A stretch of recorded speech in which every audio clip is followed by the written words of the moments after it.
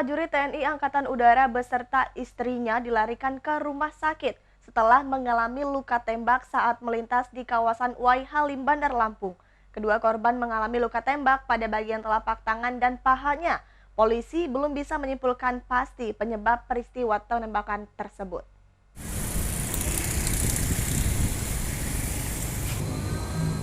Usai dievakuasi oleh warga dan polisi, prajurit TNI Angkatan Udara bernama Pratu Nur Rohman, 26 tahun, dan istrinya Ria Astuti menjalani perawatan medis di Rumah Sakit Advent Bandar Lampung. Keduanya mengalami luka tembak pada bagian tangan dan paha saat keduanya berada di dalam mobil. Peristiwa itu terjadi saat keduanya melintas di Jalan Sultan Agung Wai Halim, Bandar Lampung. Korban yang hendak pulang ke rumahnya usai menyantap sarapan pagi tak jauh dari lokasi kejadian.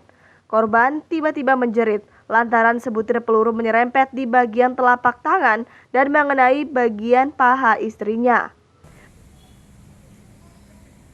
Warga dan polisi yang mengetahui peristiwa tersebut kemudian mengevakuasi korban ke rumah sakit untuk mendapat pertolongan medis.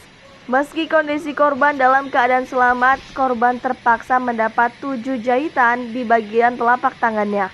Sementara istrinya masih menjalani perawatan setelah sebutir peluru bersarang di bagian pahanya.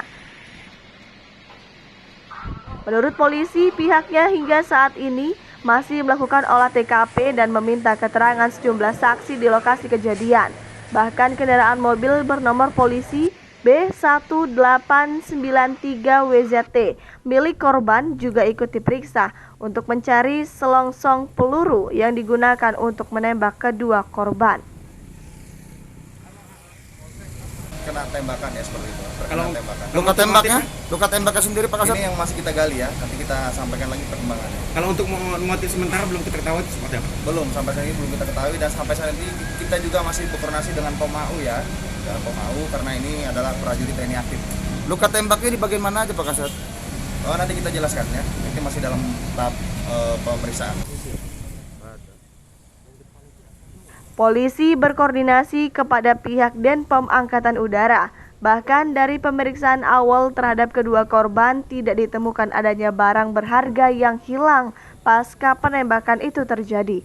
Dari Bandar Lampung, Andres Afandi, iNews melaporkan.